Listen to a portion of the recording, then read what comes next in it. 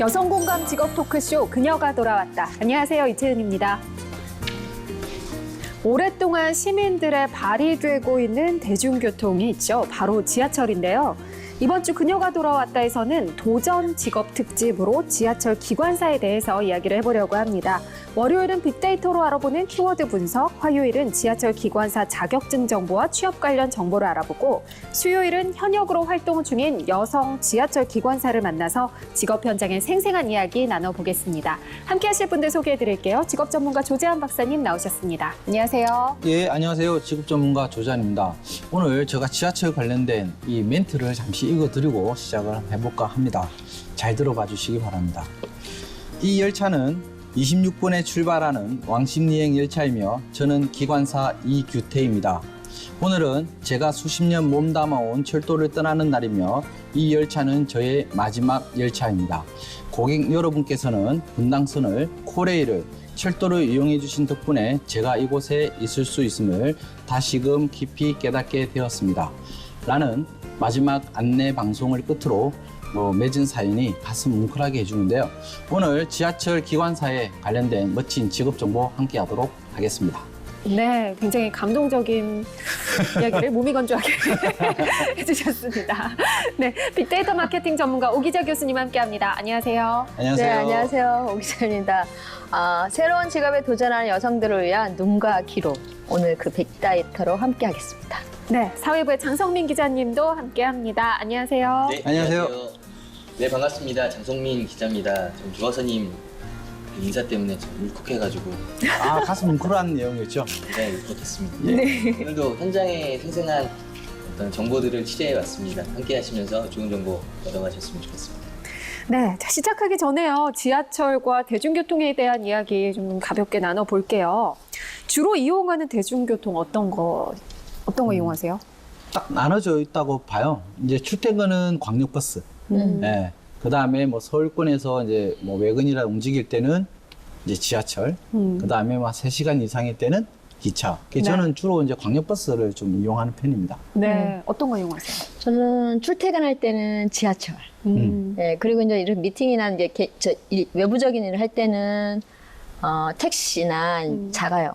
그리고 네. 이제 지방 출장 갈 때는 이제 주로 KTX를 많이 네. 이용을 합니다. 네네.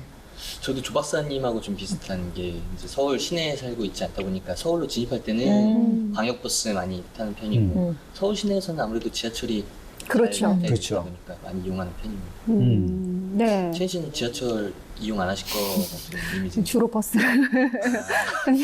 지하철은 저는 중학교 때부터 학교 다닐 때부터 계속 타왔는데 어느 순간 이제 무릎 좀 아프고 버스가 그렇게 편하더라고요. 계단 안 내려가도 되고 요즘은 버스가 워낙에 잘 돼 있어서 네. 그리고 저는 기차 정말 자주 타요. 지방 갈 일이 많다 보니까. 맞아, 저도 버스보다 기차 그렇죠. 좋아요. 요즘은 네. 그리고 정말 전국이 하루 생활권이 됐어요. 맞아요. 아침에 가서 어디든지 저녁에 올 수 있는 게 기차가 잘 돼 있어서 근데 저는 기차를 참 많이 이용하는 편이에요. 네. 근데 여러 대중교통들이 있지만 특히 수도권의 경우에는 정말 지하철의 역할이 굉장히 크거든요. 그렇죠.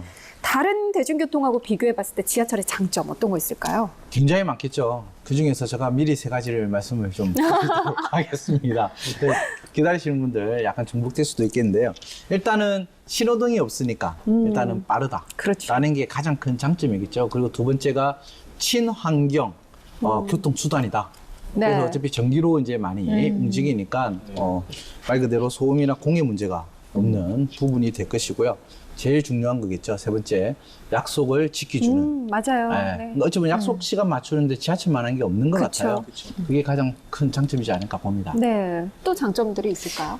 시간 예측이 가능하다는 거. 그다음에 첫 번째는, 두 번째는 또 비용이 굉장히 저렴하죠. 네. 가장 저렴하고, 또 세 번째는 환승이 잘 돼서 너무 좋은 것 같아요. 환승이 버스라든가 또 지하철 간에 그런 환승이 잘 돼서 그런 부분도 좀 편리한 부분들이 좀 있는 것 같아요. 그리고 시간 활용을 좀 네 번째는 할 수 있다라는 맞아요. 거. 특히 자리를 앉으면 맞아요, SNS 맞아요. 밀린 거를 좀 한다던가 메일을 확인한다든가 이런 대응적인 네. 것들을 바로 적응할 수 있어서 업무할 때도 되게 좋은 것 같아요. 학생들은 네. 특히 시험 기간에 네. 지하철이 굉장히 좋은 장소죠. 네. 또 어떤 장점이 있을까요? 저도 비슷할 것 같은데 첫 번째는 좀 저렴하고 그리고 안전하다는 거. 네. 그런 점들이 좀 장점이지 않을까 싶습니다. 우리나라 지하철이 굉장히 뛰어나서 요즘은 해외에서 한국의 그렇죠. 지하철을 보고 배워라 이런 네. 얘기 참 많이 하더라고요.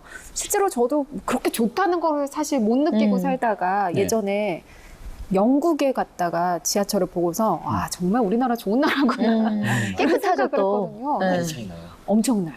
네. 근데 영국은 아무래도 오래된 지하철을 계속 타더라고요. 네. 그래서 문을 승객이 직접, 지금도 그런지 모르겠는데 제가 꽤 오래전에 가서 직접 열고 닫게 이렇게 버튼이 있었고 한여름인데 에어컨이 안 나와요.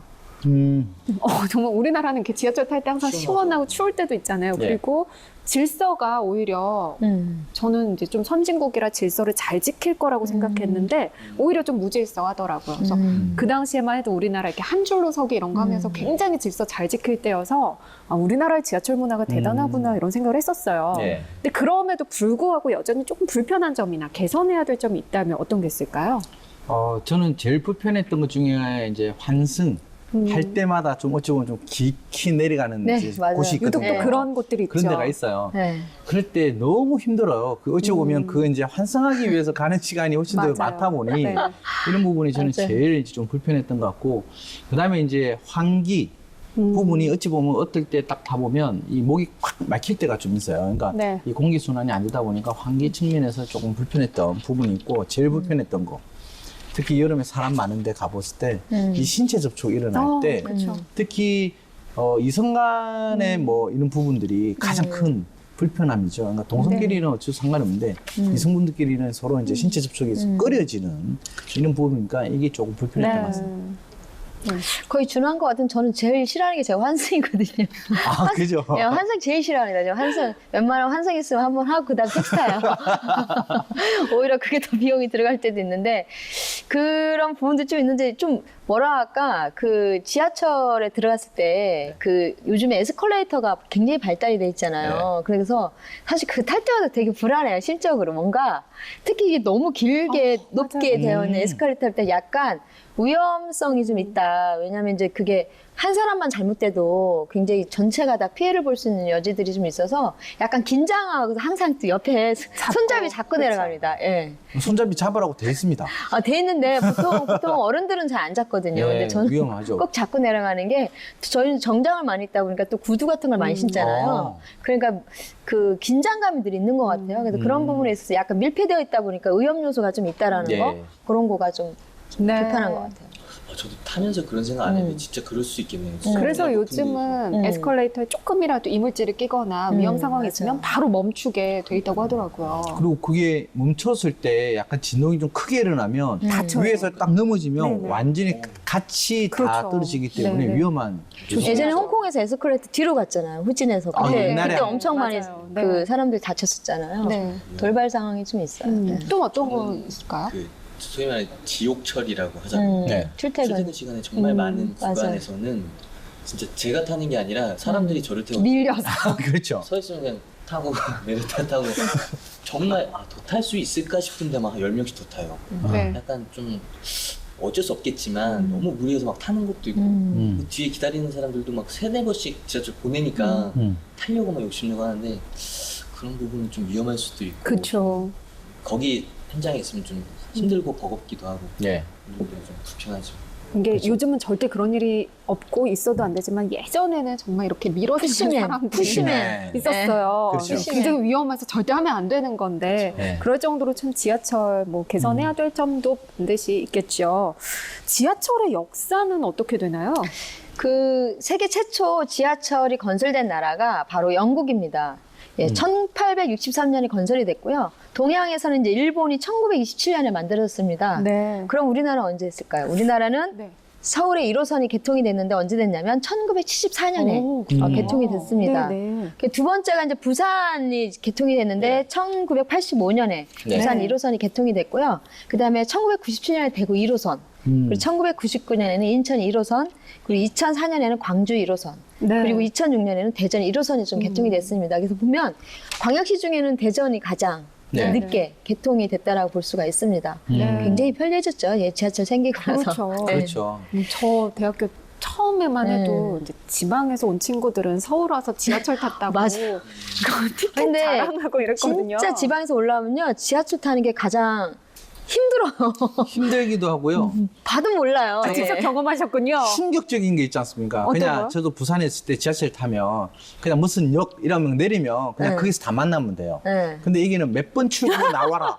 이게 저는 그렇게 중요한 건지 몰랐어요. 그게 굉장히 충격입니다. 그럼요. 그래서 굉장히 중요하죠. 몇 번 출구 앞으로 와라 이거가 정말 미리 알려주더라도 굉장히 큰 도움이 됐을 건데. 그럼요. 아유, 강남역 6번 출구. 전 지금도 확인을 해요, 늘. 그렇죠. 예, 어디로 타야 될지 모르겠는 거예요. 오른쪽, 왼쪽 이렇게 헷갈려가지고, 아직도. 요즘은 이런 뭐 휴대전화 어플이나 이런 데 보면 네, 어디로 맞아요. 빨리 나가려면 몇 번 네. 칸에 타라. 그렇죠. 환승을 하려면 어디에 네. 타면은 바로 된다. 이런 것도 나와 있더라고요. 그럼요. 더 이제 편리해지고 더 많은 기술이 나오고 있는 것 같아요. 요즘 또 지하철 보통 이제 12시에서 1시 정도까지 굉장히 네. 늦은 시간까지 운행을 하는데 24시간 지하철 운행에 대한 논의도 있다고요? 예, 최근 논의가 진행이 되고 있습니다. 네. 서울교통공사가 서울 지하철 일부 노선에 대해서 24시간 운행하는 방안을 추진하고 나섰습니다. 현재 지하철 노선은 새벽 말씀하신 것처럼 1시를 전후해서 운행을 종료하지만 이 야간에 활동하는 시민들이 많아지면서 그쵸. 편리한 교통 서비스에 대한 수요가 증가하고 있다는 것이 이 공사의 판단입니다. 해외에서는 이미 24시간 지하철 운행을 하고 있는 지역이 꽤 있습니다. 현재 네. 영국 런던이라든가 독일 베를린, 미국 뉴욕 등이 해당이 되고요. 이 중에 이제 런던시 같은 경우 지난해 금요일과 토요일 지하철 24시간 운행을 도입해서 연간 6천억 원이 넘는 경제 효과를 봤다라고 밝혔습니다. 네. 이것처럼 이제 서울시도 24시간 지하철 운행을 하면서 상당한 효과가 있을 것이다라고 기대를 네. 하고 있는데 하지만 한편에서는 이 전동차 노후화 문제 등과 같은 어떤 장비 문제와 그다음에 이제 적자 그렇죠. 문제가 대두될 수 있다라는 지적도 나오고 있는 상황입니다. 인력도 아무래도 더 많이 필요해질 거고요. 또 근데 한편으로는 그런 게 잘 자리만 잡으면 너무 좋을 것 정말, 같아요. 네, 특히 또 서울은 네. 24시간 정말 환한 곳이잖아요. 예. 그래서 조금 더 안전하게 다닐 수 있을 것 같아요. 그 문제가 이제 일부 지역에서는 이제 12시 넘어서 택시 전쟁이잖아요. 그렇죠. 그런 부분도 좀 해결할 수 있죠. 네. 택시들도 잘 안 와요. 좀 늦으면 거리 보고 안 와요. 그런 문제 계속해서 네. 이슈가 네, 있다 보니까 그런 문제도 좀 해결될 수 너무 있잖아요. 좋을 것 같아요. 그리고 네. 또 새벽 되면 네. 또 음주 문화가 또 우리나라가 또 늦게까지 네. 잘 돼 있는 경우가 많잖아요. 그리고 또 거기서 잘돼 있는 거군요. 아주 잘 돼 있죠. 그러다 보니까 나 결국은 그 무슨 얘기인가 지하철에서 했네. 못 일어나가지고 네. 계속 이게 있고 계속 빙글빙글 돌 수도 있는 술 안 될 수도 주로 있는 2호선이 그렇잖아요. 그렇죠. 이런 경우도 좀 있을지 않을까라고 봅니다. 여러 가지 장단점이 있겠지만 앞으로도 이제 어떻게 논의가 될지 지켜봐야 할 것 같습니다. 뭐 일반 시민들은 매일 이용을 하지만 우리 유명 인사들이나 연예인들은 아무래도 이제 대중교통 네. 타는데 어려움이 좀 있죠. 근데 지하철을 이용해서 화제가 된 유명인들이 있어요. 영화를 좋아하는 사람이라면 우리 영화랑 홍콩 영화 속에 로맨티스트가 있습니다. 누구세요? 누구세요? 홍콩? 네. 저 홍콩 하면 떠오르는 홍콩 하면 딱 배우. 좋아하는 사람이 네. 있지요.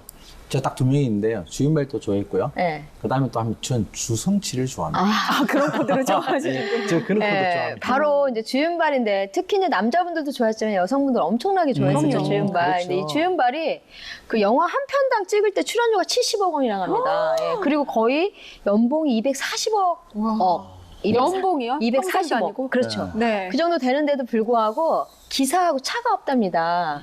예, 그래서 이 대중교통을 이용해서 지하철을 주로 타고 다니는데 그 이유를 물어봤는데 뭐라고 하냐면 기사가 자기를 기다리고 있으면 너무 심적으로 부담스럽고 불편하다는 거예요. 그래서 자기는 대중교통을 이용하는데 자기 전 재산의 99%를 사회에 환원 기부하겠다고 네. 발표까지 했었습니다. 그래서 얼굴 잘생긴 사람이 요즘에 마음도 잘 쓰는 것 같아요.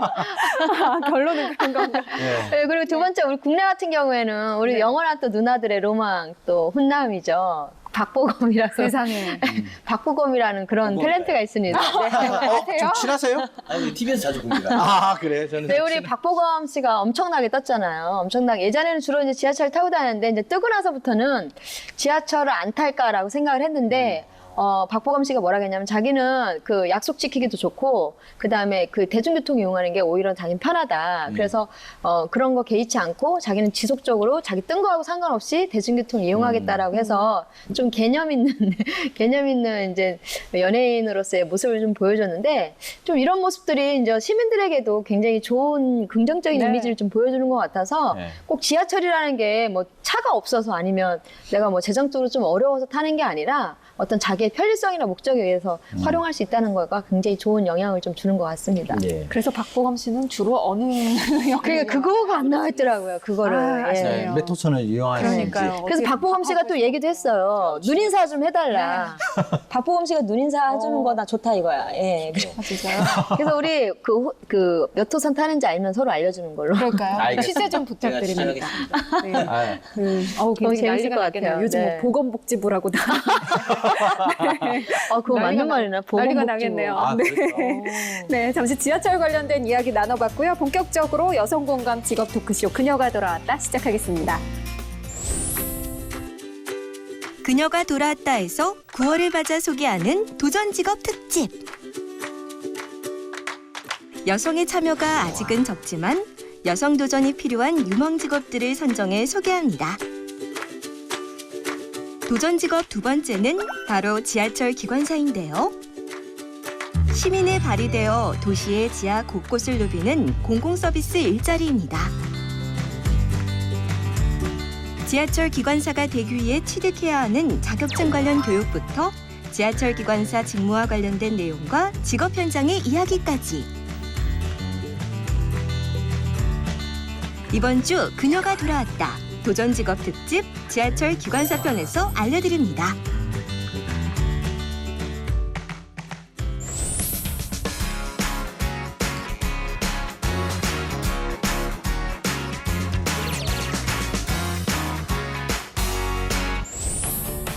네, 이번 주에 만나볼 직업 지하철 기관사입니다. 본격적으로 지하철 기관사에 대한 이야기 나눠보겠습니다. 박사님, 지하철 기관사의 사전적인 의미 어떤 건가요? 예, 일단 지하철 기관사에 관련된 부분을 확인해 보면 화물과 승객을 수송하고 역구 내 또는 정비청 등에서 기관차나 객화차를 이동시키기 위해 디젤 기관차, 전기 기관차, 전동차를 운전하는 업무를 수행하는 직업이다라고 네. 좀 명시가 되어져 있고요. 이 관련해서 수행 직무가 좀 여러 개 있는데 그 중에서 그냥 크게 네 가지만 말씀을 드리면 열차를 이제 안전하고 효율적으로 운행하기 위하여 이제 운전 명령서, 무선 통신, 수신호, 철도 규정 등을 해석 적용하고 보고서를 유지하는 직무를 수행하고요. 기관차의 속도를 조정하기 위하여 감속기, 그 다음에 브레이크 및 조정 장치를 조작하며 세 번째 안전 운행을 확보하기 위하여 열차의 진행 방향과 철로를 관찰하는 직무를 수행하고 마지막으로 정지, 지연, 소통에 관한 정보를 주고받기 위하여 열차 승무 및 교통통제직원과 의사교환을 하거나 신호를 주고받는 직무를 네. 수행합니다. 네, 그러면 이 지하철 기관사와 관련돼서 뉴스 흐름은 어떤가요? 예, 사실 지하철 기관사 관련된 뉴스들은 대부분 이제 사건 사고와 연관돼 있는 기사들이 좀 많이 있는 편이었고요. 네. 이 사건 사고에 대한 부분은 이제 추후에 저희들이 계속 얘기를 해볼 기회가 있을 것 같고, 이제 지하철 기관사 개인에 대한 어떤 기사들은 대부분 어떤 개인의 어떤 인터뷰라든가 어떤 화제가 됐던 사건의 주인공 이런 기사들이 좀 많았고, 다른 기사들은 대부분 어떤 사건 사고 기사가 좀 많이 있는 편이었습니다. 네.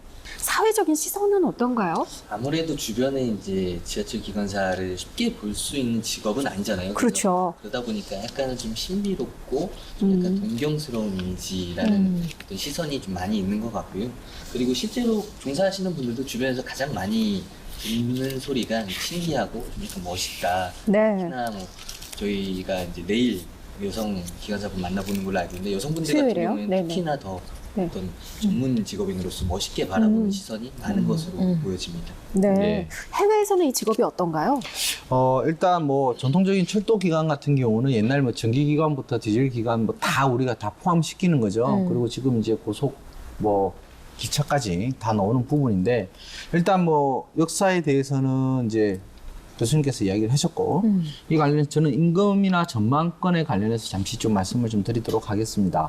일단 미국 같은 경우는 한 2010년도 기준 약간 중간 정도의 이제 기본급을 받는다라고 하는데 이 중간 정도가 시간당 한 31달러 정도, 연간 이제 한 64,600달러 정도, 우리나라 돈으로 약 한 700만 원 정도 선으로 가는 부분입니다. 그러니까 그쪽에서는 한 중간 이상이다라고 이야기를 하고요. 취업은 현재 한 12,000여 명 정도 이제 돼 있는 상태고, 미국에서 예상하기로 성장 예측을 보게 되면 한 5%에서 8% 선. 그러니까 현재보다 이제 뭐 좋아지는 건 아니고요. 유지를 좀 할 수 있는 그런 전망을 내놨습니다. 그리고 2024년까지 채용 규모는 약 한 5천여 명. 그러니까 실제로 보면 이제 한 12,000여 명 대비해서는 한 50% 정도 조금 넘어서는 선입니다. 영국 같은 경우는 일단 런던 교통공사의 영국 지하철 기관사들의 연봉을 제가 한번 확인해 보면 약 한 49,673파운드, 우리나라 돈으로 한 9천만 원 선으로 되는 부분입니다. 그리고 예측이 이제 한 5%대. 그러니까 연봉은 높지만 신규로 이제 진입하기는 쉽지 않은 이러한 부분이고요. 일본 같은 경우는 임금이 한 7천에서 한 8천만 원 선으로 우승이면서 취업 부분도 이제 보통 수준을 유지하고 있고요. 예상 성장도 약 한 7% 정도 예측을 해 볼 수 있습니다. 그래서 지금 직업에 관련된 미래 직업 전망 예측이 약 한 5%에서 10%대라는 것은 큰 성장을 보기보다는 오히려 현 상태를 유지하거나 조금 떨어질 수 있는 이 부분을 이야기하고요. 이러한 부분이 실제로 이제 앞으로의 산업과 큰 연관을 맺었을 때 전망치를 조심스럽게 좀 진단을 해봐야 되지 않을까 그래 봅니다. 근데 이 지하철 기관사는 이제 공기업에 소속이 돼 있는 건데 퍼스널 브랜드가 중요할까요? 사실 이제 퍼스널 브랜드의 강화보다는 그 직업 정신이 좀 이슈가 돼서 이제 그 임팩트 있는 직업 정신이 좀 이슈가 돼서 오히려 바이럴과 SNS를 통해서 브랜드, 그러니까 퍼스널 브랜드가 형성되는 경우가 좀 많습니다. 그래서 예를 들면 그래서 이제 그거로 인해서 이제 조직 내외로 좋은 이미지 메이킹을 하게 되는 그런 부분들이 좀 있는데, 예를 들면 이제 안내 멘트로 뭐 열차 지연은 다 제가 못나서 그런 겁니다라든가 이런 멘트를 센스 있는 멘트를 이래가지고 이제 사람들한테 좀 이슈가 되기도 하고요. 그다음에 저출산 시대 임산부는 국가 유공자입니다. 임산부가 보이면 자리를 양보해 주시고 그냥 배가 나온 분이라도 귀엽게 여겨 자리를 양보해 주셔도 좋습니다. 뭐 이런 거. 그러니까 이런 7호선 뭐 빨간 넥타이 민병 기관사 이런 것들 이슈가 좀 되어 있고요. 그다음에 열차 내 돈가방을 찾아준 그 인천 지하철 기관사라든가 또 DJ 기관사가 또 있거든요. 그래서 그렇죠. 이런 이제 다양한 컨셉의 이제 그 직업 정신을 좀 발휘한 부분들이 오히려 퍼스널 브랜드를 만들어서 긍정적인 기관사에 대한 이미지도 심어주고 영향력을 좀 발휘하게 된 그런 부분들이 좀 다른 직업하고 좀 다르다는 좀 생각이 듭니다. 외부로부터 이제 오는 거죠. 네. 앞서서 뭐 영국이나 일본 사례 말씀해 주셨는데 연봉이 꽤 높은 편이었어요. 국내에서 지하철 기관사 초기 수입은 어느 정도인가요? 예, 초기 수입은 연봉으로 기준을 했을 때 한 3천만 원이 조금 안 되는 정도 네네. 합니다. 그러니까 말씀하신 것처럼 진입이 수월한 직종은 아니잖아요. 네. 일단 연봉은 좀 높은 편이다라고 볼 수 있을 것 같습니다. 네, 지하철 기관사에 대해서 잠시 이야기 나눠봤고요. 잠시 후 빅데이터 키워드 분석을 통해 더 다양한 정보 알아보겠습니다.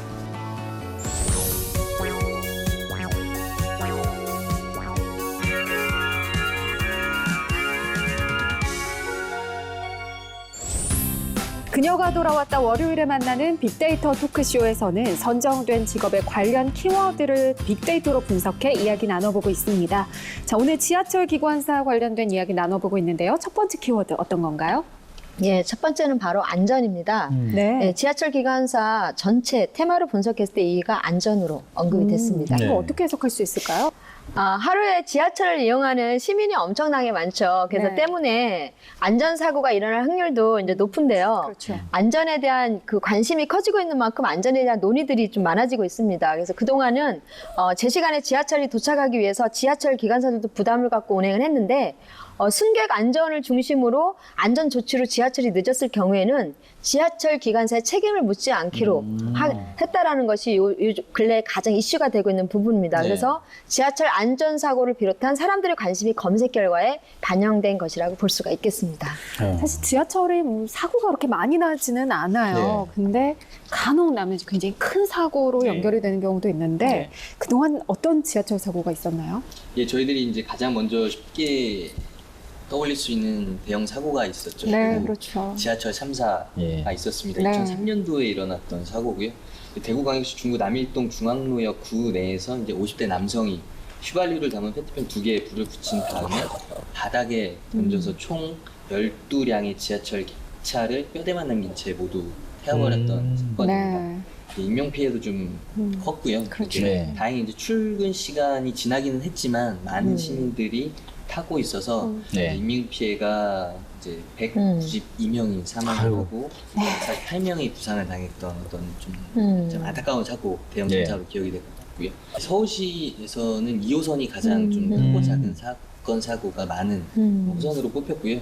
이제 안전문 고장이라든가 장비 고장 등으로 네. 크고 작은 어떤 잡음이 끊이지 않는 호선이다, 2호선이 그렇게 볼 수 네. 있는데 이제 전문가들은 2호선이 너무 이제 노후됐기 때문에 그렇다라고 하는데 실제로 2호선의 경우에는 25년을 넘긴 전동차가 17%에 달한다고 아이고. 하니까 오, 네네. 개선이라든가 이런 어떤 대비책도 좀 필요할 것 같습니다. 네. 네. 자, 지하철 사고 줄이려면 어떻게 해야 될까요? 일단은 그 지하철 기관사님들에 대한 일단 안전이 먼저 확보가 돼야 된다. 저는 그렇게 생각을 합니다. 일단 지하철 기관사 같은 경우는 지금 이제 멀티플레이어 역할을 너무 강요하고 있는 경우들이 많거든요. 그러다 보니까 운전도 해야 되죠. 그 다음에 승객 안전에 관련해서도 신경 써야 되죠. 그 다음에 방송 안내, 그 다음에 교대에 관련된 인수인계 여러 가지 부분들을 좀 해야 되는데 일단 뭐 예전에 했던 이제 지하철 기관사 분들의 이제 직무 수행 범위가 있다면 지금 현재에 맞게끔 재규정을 해보는 것도 나쁘지 않을 것 같고요. 그 다음에 뭐 승객의 이제 뭐 시쪽 사고라든지 그 다음에 뭐 스크린도 오작동 이러한 부분인데 이러한 부분들은 어찌 보면 안전사고는 어찌 보면 승객들이 자초하는 경우도 좀 생길 수도 있고요. 네. 그 오작동에 의해서 일어날 수도 있는 부분이기 때문에 이러한 부분들은 실제로 뭐 제일 조심스럽게 서로 지켜주는 방법 말고는 없을 것 같습니다. 네.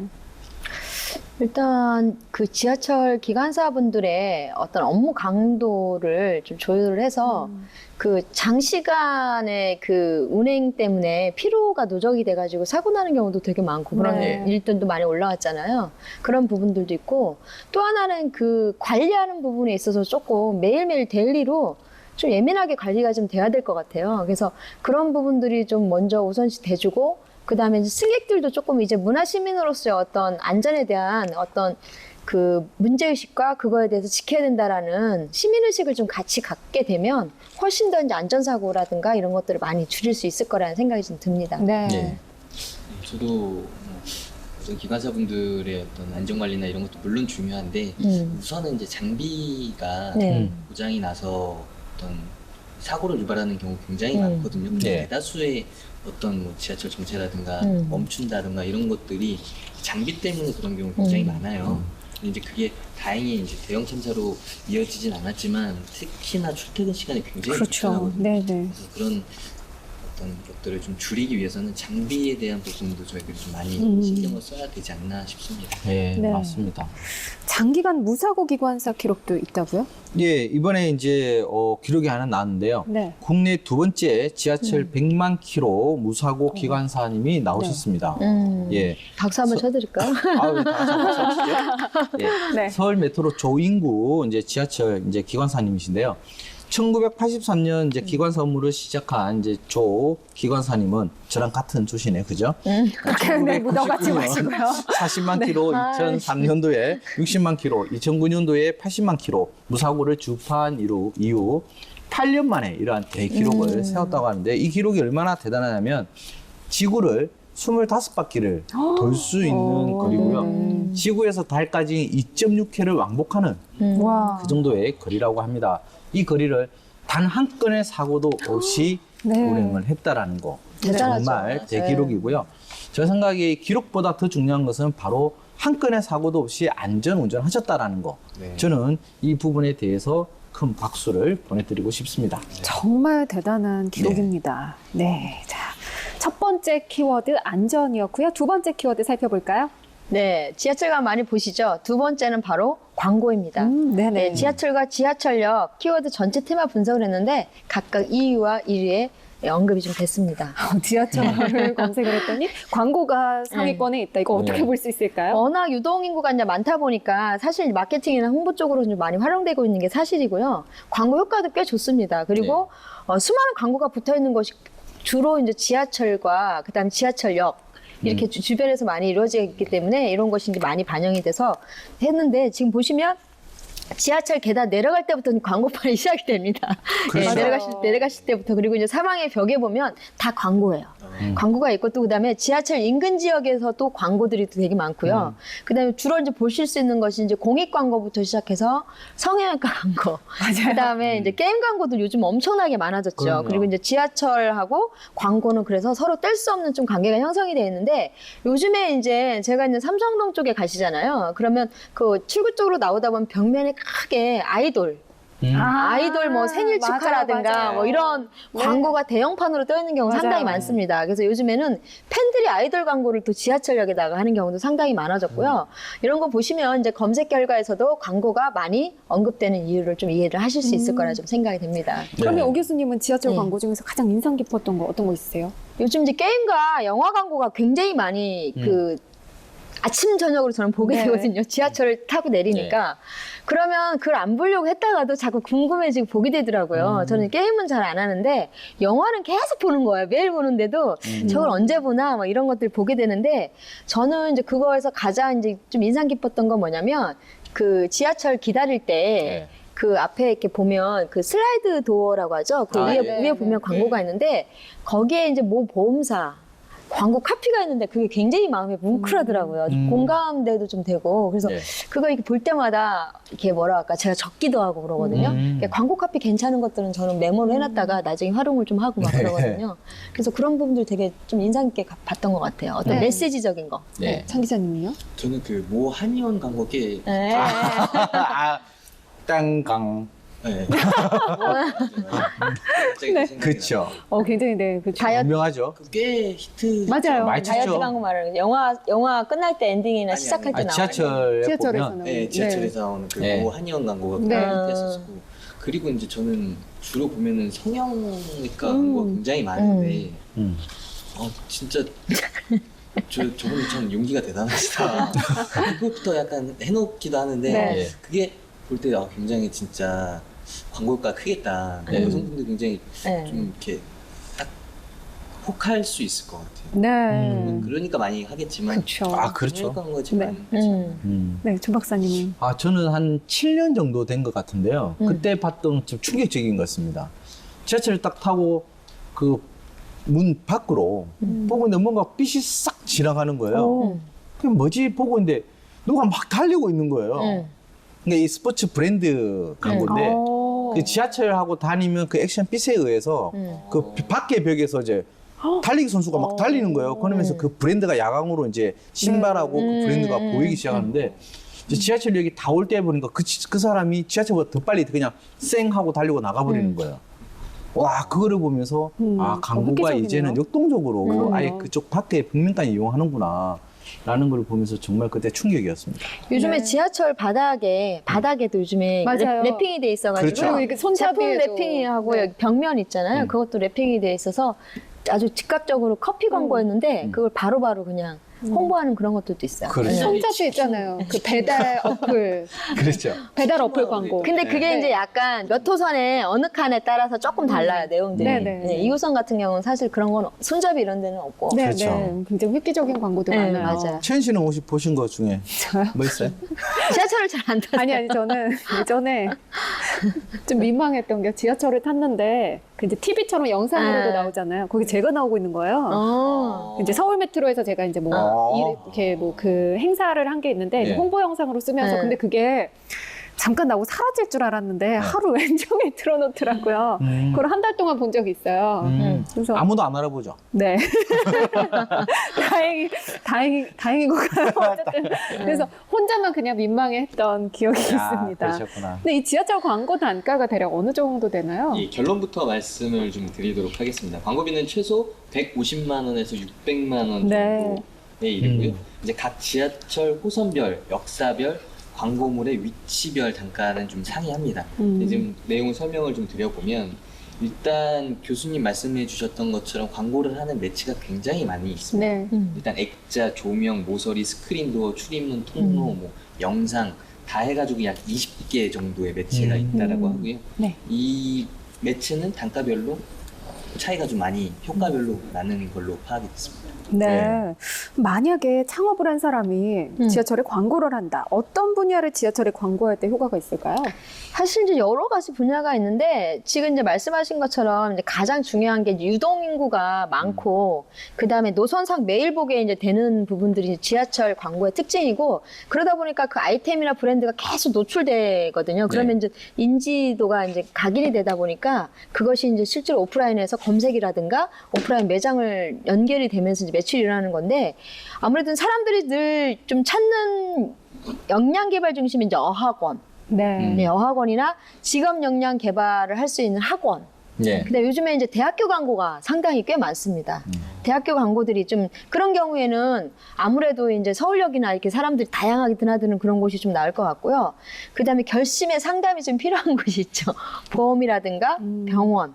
그 다음에 소비 중심 패턴의 이제 영화라든가 패션. 그 다음에 게임 이런 것들은 이제 스크린 광고 도어 같은 경우에서 많이 이제 임팩트 있게 광고가 좀 이루어지고 있습니다. 그래서 브랜드나 이제 아이템 인지도는 인터넷 검색과 오프라인 매장으로 이어지긴 하는데 실질적으로 그 역사의 특징을 좀 많이 아는 게 굉장히 중요합니다. 광고를 하실 때. 그래서 그 역에 예를 들면 오피스맨들이 좀 많이 유동인구가 많다든가 아니면 이 홍대 같은 경우에는 대학생들의 유동인구가 많다든가 그러면 아이템을 만약에 내가 뷰티 패션이나 이런 걸 가지고 있다 그러면 홍대 쪽이 훨씬 낫겠죠. 네. 그다음에 이제 오피스 쪽이나 이런 것들은 자기 역량 개발이라든가 학원이라든가 이런 것들을 좀 그쪽에다 광고를 하시면 훨씬 더 효과가 좋겠죠. 그래서 역사나 그쪽에 이제 타겟들이 어떤 사람들이 많이 주로 왔다 갔다 하느냐에 따라서 좀 아이템도 거기에 맞게끔 광고를 하시면 훨씬 더 효과를 좀 보실 수가 있습니다.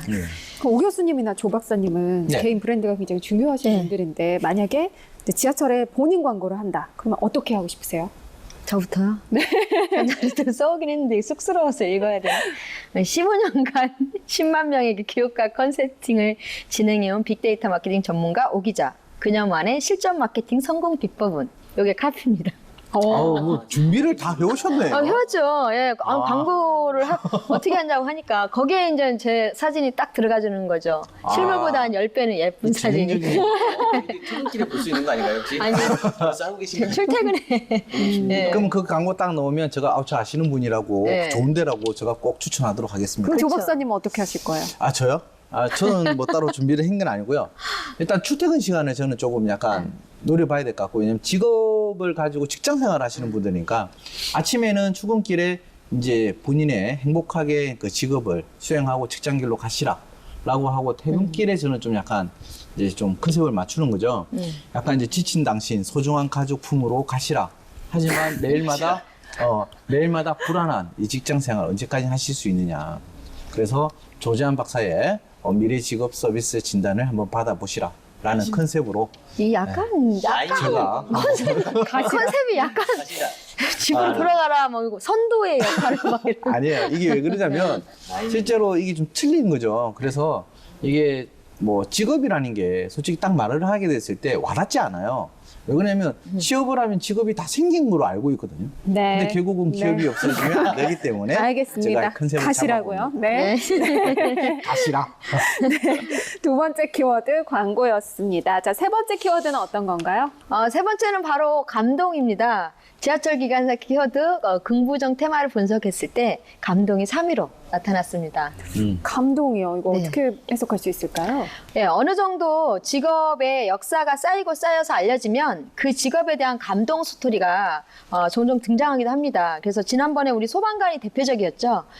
지하철 기관사도 감동 스토리가 종종 인터넷에 올라오는데요. 워낙 많은 사람들이 지하철을 이용하다 보니까 감동 스토리의 파급력도 굉장히 큽니다. 그래서 지하철 안내방송에 감동받았다는 내용들도 많고요. 그런 것들이 결국에는 결과에 반영된 것 같습니다. 네. 전 정말 기억에 남는 안내방송이 있어요.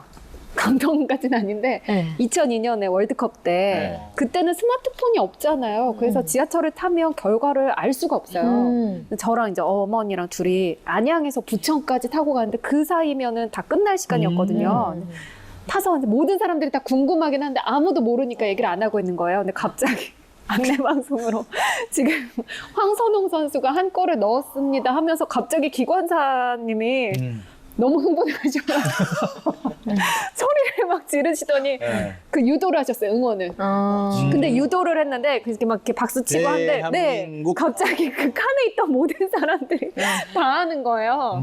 그래서 감동적이었겠다. 굉장히 감동도 있는데 정말 재미있다. 그리고 그때 외국인들도 응원하러 이렇게 좀 타 있었거든요. 그래서 막 사진 찍어가고 이랬어요. 그래서 그 기억이 좀 남는데 좀 시민을 감동하게 만들었거나 특색 있는 안내 방송 어떤 게 있을까요? 예, 제가 최근에 어떤 작은 배려가 돋보이는 안내 방송 몇 개를 좀 준비했습니다. 네. 먼저 얼마 전에 광화문에서 이제 촛불 집회가 좀 있었잖아요. 그때 이제 광화문에 진입을 앞둔 전철 내에서 나왔던 안내 방송인데, 촛불로 켜져 있는 광화문역입니다. 이번 역에서 내리시는 분들은 몸 조심히 대한민국을 위해 힘써 주시길 바랍니다. 라는 안내 방송을 해서 굉장히 좀 감동을 받았었고요. 네. 이 같은 시기에 종로 3가역에서도 3호선 지하철 기관사의 안내 방송이 좀 화제가 됐습니다.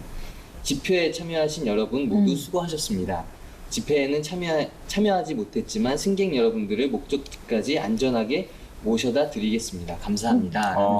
네. 나와서 굉장히 좀 감동을 선사했고요. 네. 그 외에도 이제 수능 관련해가지고 또 이런 에피소드들이 많이 있잖아요. 많이 방송을 좀 소개시켜드리면, 의정부역은 가장 많은 수험생이 있는 곳입니다. 오늘 하루 바쁘시더라도 수험생에게 자리를 양보해 주시는 것은 어떤가요? 라고 네. 그다음에 오늘은 수능의 날입니다. 어디 고등학교는 몇 번 출구로 나가시면 됩니다. 섬세한 그런 거 안내 괜찮네요. 방송까지 해서 화제가 되기도 했습니다. 굉장히 이런 정말 감동 스토리네요. 네. 장 기자님이 읽으시니까 진짜 감동스럽네요. 제가 읽었을 때랑 완전히 좀 다른 느낌인데. 그러면 이번에 한번 제대로 또, 예. 지하철 안에서 그 미담들도 많이 나와 있죠. 저는 팩트만 전달하도록 하겠습니다. 제가 오늘 기자 직업이 역할을 바뀐 것 같아요. 한번 이야기해 보도록 하겠습니다. 네. 8월 이제 22일 한 8월 달 네, 부분인데 육군 이제 8사단에서 의무병으로 이제 근무하시던 이영찬 병장이라는 분이 있는데요. 이분이 이제 휴가를 나와서 지하철 1호선을 탔는데 1호선에 이제 의식을 잃으신 여성을 발견하고 심폐소생술을 통해서 119에 이제 뭐 인계를 했던 이러한 이제 사례도 있고요. 그 다음에 좀 유명했던 사례이긴 한데 650만 원을 이제 찾아준 지하철 보안관이라는 이러한 기사도 있었습니다. 이게 한 2015년도 인데요. 80대 이제 할머니께서 지하철 이제 객실에 가방을 두고 이제 깜빡하고 내리시던 아이고, 거죠. 네. 그러다가 이제 지하철 보안관님이 이제 순찰을 하시다가 이 가방 주인을 찾았는데 마침 그 가방 안에 신분증이 들어 있어서 바로 이제 찾을 수 있었다라는 이야기인데요. 어쨌든 이러한 부분들이 실제로 이 지하철에서 근무하시는 분들 모든 분들한테 감사해야 될 내용인 것 같습니다. 네, 정말 좋은 훈훈한 이야기들이 많이 있었습니다. 뭐 이렇게 좋은 일, 감동적인 스토리들도 당연히 있지만 사실 좀 지하철에서 벌어지는 비매너에 관련된 이야기들 요즘 꽤 많아요. 저 같은 경우에는 이제 좀 배려 같은 거. 예전에 우리는 어르신들이 타면 무조건 그렇죠. 일어나야 됐어요. 근데 요즘은 뭐 이런저런 핑계를 대면서 안 서는 경우도 있고, 그리고 또 임산부 배려석이 생겼지만 무용지물이다 이런 얘기 참 많이 듣거든요. 좀 배려하는 게 좋을 것 같은데 승객에게 피해를 주는 지하철 범죄나 비매는 어떤 게 있을까요? 저는 음주 후에 탑승하신 분들이 가장 좀 비매너인 것 같아요. 네. 그 괜히 이제 시비 붙어가지고 얼마 전에도 제가 봤는데 계속 싸우시는 거예요. 욕하고. 그리고 정말요? 욕하고 나중에는 뭐 따라 나와. 아이고. 막 이런 멘트까지 하고. 그래서 음주 후에 어르신들이 조금 이제 민폐상 목소리 크게 막 싸우는 경우도 많고, 또 음주 이후에 막 트림이라든가 이런 것들 그냥 막 걸쭉하게 하시는 분들도 있고, 그 다음에 그 이어폰 요즘 많이 끼잖아요. 네. 그러니까 통화를 계속 네. 크게 하는 거죠. 자기는 의식을 못 하잖아요. 네, 네. 그런 경우 굉장히 좀 비매너예요. 예. 네. 네. 저는 이제 남자 입장에서 저는 최대한 조심한다고 했는데 너무 하는 여성분들, 물론 그분들도 어쩔 수 없지만 제가 그것도 너무 있어요. 난처한 거예요. 약간 맞아요. 신체 접촉이 이렇게 최근에도 있어서 제가 내릴 때도 같이 내렸어요, 공교롭게. 계속 쳐다보시는 거예요. 저는 계속 따라가는 것만 같아요. 그럴 수 있죠. 앞으로 가세요, 그럴 때는. 빨리 갔죠. 빨리 지나갔죠. 네, 그런 일도 생길 수 있죠. 네. 아니 저 같은 경우는 이제 약간 범죄 중에 몰카. 맞아요. 제일 이 중에 네. 몰카범이 워낙 핸드폰을 많이 그렇죠. 들고 다니니까 솔직히 착각 소리 나는 것 자체 또 소리 안 나게 하는 이런 카메라도 하나하나가 어찌 네. 보면 비매너자 범죄에 가장 좀 심각하지 않을까 그래 봅니다. 그럼 좀 더 이제 편리하고 쾌적한 지하철 환경 만들기 위해서 어떤 점이 개선되면 좋을까요? 새치기를 안 하는 줄서기도 좀 중요하고요. 요즘엔 조금 저도 좀 나이가 드나 봐요. 20대들의 애정인가 그 지하철 안에서 서로 볼 부비고 이렇게 이마 맞대고 있고 그런 되게 진짜 보기 좀 이해해 민망한 주세요. 경우가 되게 많습니다. 그 애정인가 그런 부분들이 좀 그렇고 그다음에 뭐 자리 관련된 부분들이 좀 많죠. 예. 네네. 아무래도 저도 이제 와이프가 출산한 지가 얼마 안 됐다 보니까 임산부들에 대한 배려, 네. 임산부석이 분명히 있는데 거기가 이제 안 찰 경우가 많다 보니까 그거를 좀 이렇게 무용지물인 네. 경우가 많더라고요. 그래서 그런 거에 대한 배려, 이 사회적인 약자들에 대한 배려, 네. 한 번 더 저희들이 한 번 더 체크를 해봐야 되는 부분이라고 생각을 합니다. 네. 저는 성추행이나 아까 말한 건 이제 몰카 여러 가지 이런 범죄들이 지하철에서 굉장히 많이 일어나기 때문에 저는 그 각 뭐 역마다 약간 CCTV라든지 그다음에 이제 기사분들 안전을 좀 지킬 수 있는 이런 안전 보호 시설들이 조금 더 마련이 됐으면 좋겠다라고 생각을 합니다. 네, 지금까지 빅데이터 키워드 통해서 직업 정보 살펴봤습니다. 네, 지금부터는 지하철 기관사에 대해서 보다 자세한 직업 평가를 통해 직업 전망 살펴보겠습니다. 평가 항목은 직업 전문성, 고용 안정성, 근무 여건, 창업 확장성, 직무 수행 만족도, 미래 직업 전망 6개 분야고요. 각 평가 항목마다 5점 만점으로 평가를 해주시면 최종 점수 30점으로 평가하게 됩니다. 자, 오 교수님 먼저 직업 전문성 평가해 주시죠.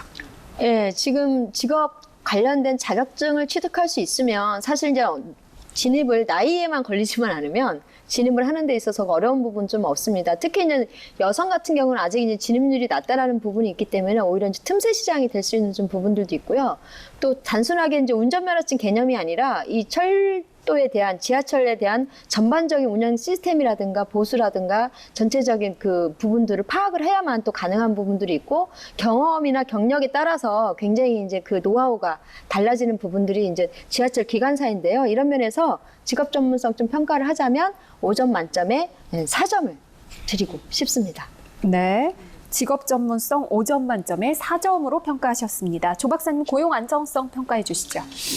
예, 일단 미래에는 고용이 제가 보기에 현 상태를 유지하거나 다소 좀 떨어질 수도 있다라고 저는 생각을 좀 할 수 있는 부분인데요. 일단 실제로 고용 안정성 측면에서는 지금 이제 기득권을 가지고 있는 분들에 대해서는 그 이상의 결과를 볼 수 있을 것 같습니다. 일단 무인 자동차가 대체될 수도 있고요. 기관사분들의 이제 수행 직무에 대한 이러한 변화가 좀 변수가 될 수 있을 것 같은데 실제 제가 걱정하는 거는 뭐냐면 이 고용성, 안정성은 굉장히 높게 넣을 수 있다. 하지만 본연의 지하철 기관사로서의 역할과 그 보조적인 직무 수행에 있어 가지고 책무와 과업 등이 약간 바뀔 수도 있다라는 측면입니다. 그래서 이 고용 안정성 측면에서는 그래도 나쁘지 않은 분류로 들어갔기 때문에 저는 5점 만점에 4점을 드리도록 하겠습니다.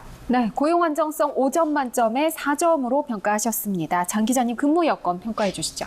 예, 근무 여건 같은 경우에는 이제 저희들이 계속해서 말씀 나눴던 것처럼 안전에 대한 문제가 중요하다 보니까 이 운행 시간 외에 이제 쉬는 어떤 휴게 시설 같은 거에 대한 중요도가 굉장히 높아졌어요. 그만큼 많이 현장에서도 개선이 됐다라고 하고요.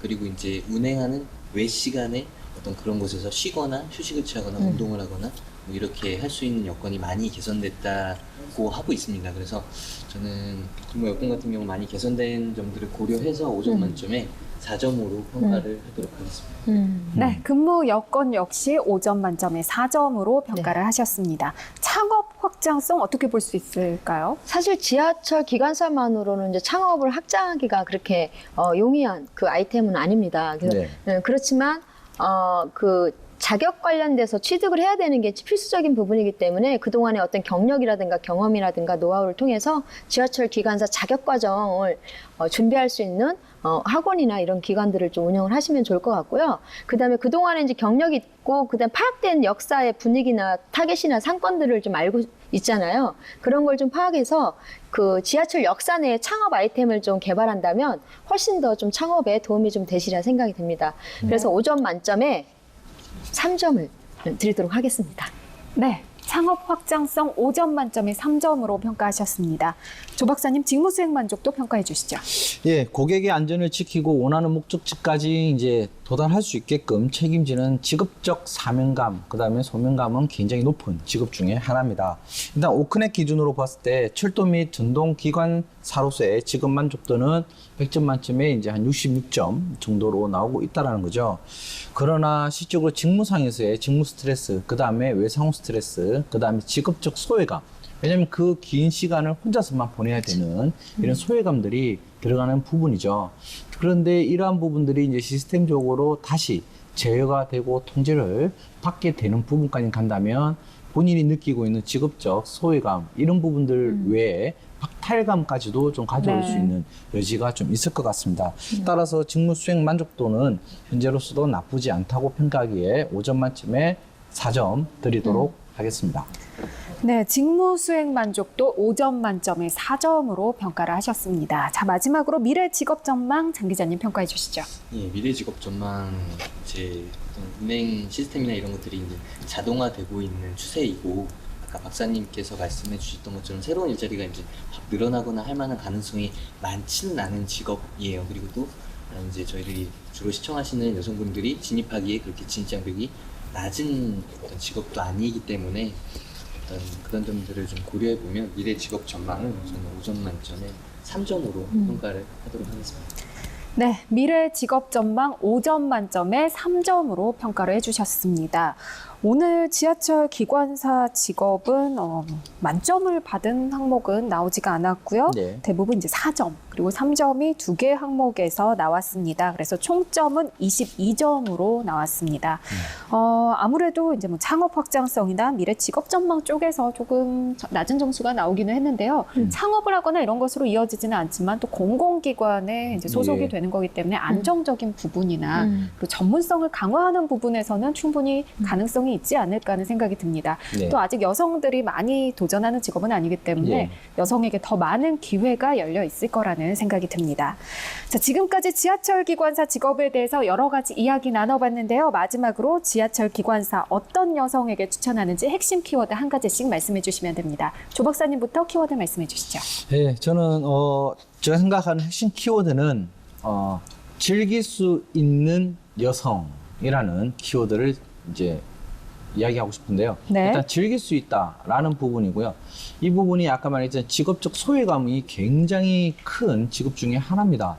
결국 어둠과 물론 이제 체감이라든지 조감도에 따라서 그 부분들이 완화는 될 수 있지만 그 부분은 이제 이겨내기 위해서는 약간 소극적이고 내성적인 분들보다는 좀 활발적이고 이제 활동적인 이런 분들이 실제로 있어야 되겠죠. 그리고 네. 실제로 직업적 소명감으로서의 좀 즐거움 이런 부분들이 같이 움직일 때 이러한 이제 지하철 기관사로서의 네. 직업을 행복하게 수행할 수 있을 것 같습니다. 네, 오 교수님 키워드 말씀해 네, 주시죠. 저는 도전 정신이 높은 여성이라면 꼭 추천해주고 싶은 직업으로 좀 정했습니다. 그 이유가 뭐냐면 남성보다 여성들의 진입 장벽이 높기도 하고 그만큼 강인한 정신과 체력을 좀 요구하는 직업이기도 하기 때문에 도전 정신이 있는 분이라면 그만큼 또 희소성과 함께 여성으로서의 어떤 성취감, 만족감, 그 다음에 그 안에서 느껴지는 보람감이 다른 직업보다 굉장히 높게 만족도가 높아질 수 있는 부분들이 있을 거라 생각이 됩니다. 그래서 도전 정신이 있는 분이라면 이번 기회에 꼭 한번 도전을 해보시면 좋겠습니다. 예, 응원드리겠습니다. 네, 장 기자님 어떤 키워드 준비하셨나요? 봉사와 배려를 뽑아봤는데요. 저희들이 아까 안내 방송 감동적인 거 몇 개 소개시켜 드렸는데 네. 사실 그게 이제 기관사분들에서 더 감동적인 그런 측면이 있잖아요. 그만큼 이제 기관사분들이 보이지 않는 곳에서 어떻게 보면 시민의 발인 지하철을 열심히 일하시는 분들인데 그만큼 보이지 않는 곳에서 시민들을 위해서 봉사하고 배려하고 헌신하는 어떤 그런 정신을 가지고 계신 분들이 도전하면 더욱더 좋겠다라는 생각에 그 키워드를 뽑아봤습니다. 네, 오늘 세 가지 키워드 즐길 수 있는 도전 정신, 봉사와 배려 이렇게 세 가지를 공개를 해주셨습니다. 사실 어떻게 보면 굉장히 외로운 직업이에요. 네. 혼자 해야 되고 정말 수많은 승객과 시민들의 안전을 다 책임져야 하고 시간도 많이 불규칙하고요. 굉장히 외롭고 고될 수 있는 직업이긴 하지만 장 기자님 말씀처럼 정말 승객들에게 봉사할 수 있고 네. 배려할 수 있는 그래서 정말 자기 일을 사명감을 가지고 즐길 수 있는 그런 직업이 아닐까 싶습니다. 또한 정말 저희가 이번 특집 제목처럼 도전 특집인 만큼 예. 많은 여성에게 기회가 열려 있고 도전하는 여성들 기다리고 있는 직업이기도 합니다. 그런 만큼 오늘 이 방송 보시고서 평소에 지하철 기관사 쪽에 관심이 있으셨던 여성분들은 꼭 한번 도전을 해보셨으면 좋겠습니다. 오늘 좋은 말씀 해주셔서 고맙습니다. 네, 감사합니다. 감사합니다. 네, 오늘 그녀가 돌아왔다에서 준비한 내용은 여기까지입니다. 이번 주 여성 도전 직업 특집으로 함께합니다. 이번 주에 알아보는 직업 지하철 기관사인데요. 내일은 지하철 기관사가 되기 위한 자격증과 직무 정보 그리고 취업 정보에 대한 내용으로 꾸며나갈 예정입니다. 내일도 저희와 함께하시면서 유용한 직업 정보 그리고 도전할 만한 용기 얻어가셨으면 좋겠습니다. 저희는 내일 다시 돌아오겠습니다. 고맙습니다.